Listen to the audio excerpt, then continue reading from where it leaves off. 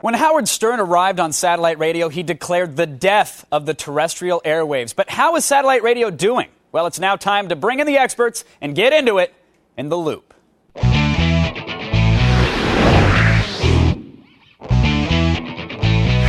Before the break, we asked you if you would buy satellite radio this year. Well, 62% of you said you will not actually be purchasing satellite radio. Wow.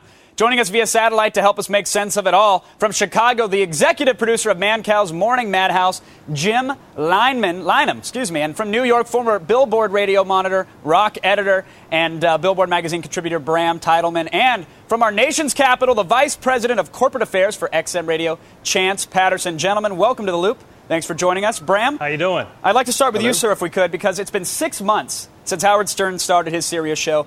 62% of our viewers say, hey, look, we're still not going to satellite. It's not going to happen. How big of a deal was Howard's shift? Did it actually take a lot of people with him? Was it as grandiose as people expected? I think absolutely it has been. If you look at Sirius before, they had less than 1 million subscribers when he made his announcement. Now they have well over 4 million. So even if just a fraction of those people came over, that's a lot of people that are buying Sirius subscriptions and not listening to regular radio anymore. That's the thing. It seems that once people go to satellite, they tend not to go back. Jim, your show, Mancow's Morning Madhouse, syndicated in 22 markets nationwide. Do you guys feel the pressure? Do you feel like you're competing with a Howard or with satellite in general?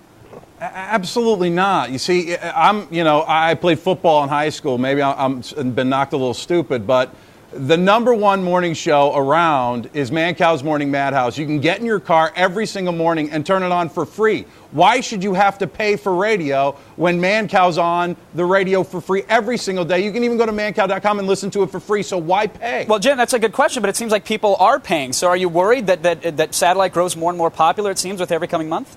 Absolutely not. We blow away the amount of listeners that they could possibly get. Mancow being syndicated all over the place. That's not true at all. All right, absolutely. I got to go to Chance. I got to go to Chance now because Chance, you're an XM guy. Is this whole issue bigger? I am an XM guy. Is this whole issue just bigger than one radio personality? Is there a war going on right now?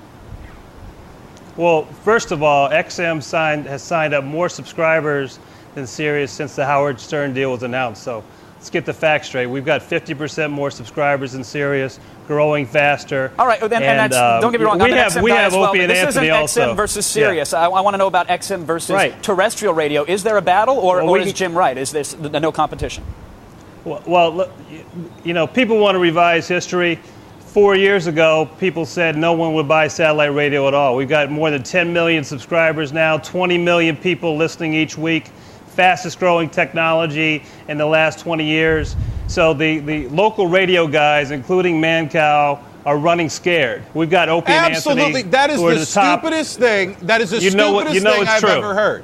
That is stupid. It's not. All right. Well, okay. If satellite radio doesn't make you quake in your boots, what about this? Yesterday, the FCC announced that they're dramatically increasing indecency fines up to $325,000 per infraction. Now, did the satellite radio execs, were they high-fiving each other? Were they popping champagne corks? Tell me, Bram, were they giving each other piggyback rides in the office? Should this scare terrestrial radio? Well, yeah, I'm sure it's probably going to put the fear of God into them a little bit, and sure, satellite's probably pretty happy right now, but there's a lot of radio that's being done, like Mancow's show even. He got fined in the past, but he's cleaned his act up. All right, well, Jim, your show's been fined twice. Are you worried about it? Absolutely not. For years, Mancow has been putting on an absolutely highly rated show without having to worry about it. It's been years. Mancow does a great show, and him saying that satellite can blow away terrestrial radio is insane. People do not want to pay it's true. For radio. Opie and Anthony are the number one rated show. You're absolutely wrong. That's right. You're absolutely wrong. Mancow blows them away. You're in Chicago. Blows them away. Now, Chance, he is syndicated quite a bit. Chance, all right, let's hear it. Sounds like you disagree for some odd reason. Can terrestrial compete when they have to worry about the FCC far more than satellite does? The FCC is not local radio's problem. They have not delivered quality content for consumers over the last 30 years, and so people are leaving them. That's the way it works on the talk side, on the music side, on the sports side. And that's what happens. You know, Mancow, you know, he's done fine in Chicago. He's got a couple of other markets, but the up-and-coming talk show in the United States is Opie and Anthony, and he needs to admit terrible. that. Let me tell you something, Chance. You're absolutely wrong, and you know it. And that's the worst part of it, is the fact that you know Mancow is the best show around and blows your guys away. All right, so all right. you to say that it's absolutely free. All right, gentlemen, let's assume that things go as they are right now. Maybe some people jump over to satellite. Maybe some agree with Jim. They should never have to pay. That's ridiculous. Bram, what can terrestrial radio do to compete with satellite in terms of quality of sound and availability, et cetera? Well, one thing that neither of you guys have brought up is HD radio or high definition radio. And that's digital, and that'll allow a station to have a side channel. So a rock station can have a station that plays nothing but metal. A top 40 station can have something that plays nothing but reggaeton. Like, the possibilities are endless. They've been trying to roll out HD radio for 10 years. It's moved at a glacial pace.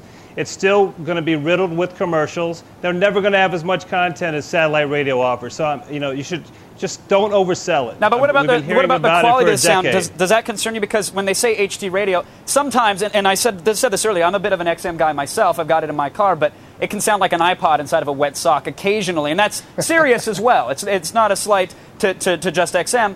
Are you worried that HD radio with better quality sound could pose a real threat, or will satellite compete? No, our sound quality is fine. It's about content. Like I said at the beginning, you give people the best of breed programming in sports, comedy, talk, music. That's how you win. That's how we're going to have 20 million subscribers by 2010. That's why millions of people are buying the services every year for both XM and Sirius. And local radio has to figure out their game plan. All right, Jim, I want to go back to you, sir, if we can, because, you know, Stern is off terrestrial now. He's doing the serious thing. He's been doing it for months. Is Mancow going to be the next Stern, or are you worried that you can never be the next Stern because the market is fragmented now because of satellite? The thing is that, honestly, Kevin, we add markets every single week to Mancow's Morning Madhouse. We're not worried about Stern is 30 years older than Mancow. Mancow's young. He's an up-and-comer. He's a great radio personality, and he blows anything away on XM. You talk about content. You listen to our show any day of the week. Any day of the week, we blow away anything that they could put on satellite radio. And that is honest to God true. All right, gentlemen. Bram, I want to give you the final word very quickly because we're almost out of time. 5 years from now, 10 years from now, will there be a winner, or will there be satellite and terrestrial still holding hands and making out? There'll always be satellite and terrestrial radio. I mean, if you look at it from a cable standpoint, American Idol is the most watched show in America. It's on basic, regular TV. And radio is free, and it's going to continue to be free. So if we can get Mancow to frost his tips like Seacrest, we're going to be fine, is what you're saying, Bram. Sure. Jim, get on that. Never happened. Gentlemen, thank you so much for joining us in the loop. Thanks to Jim Lynham, Bram Titleman, and Chance Patterson.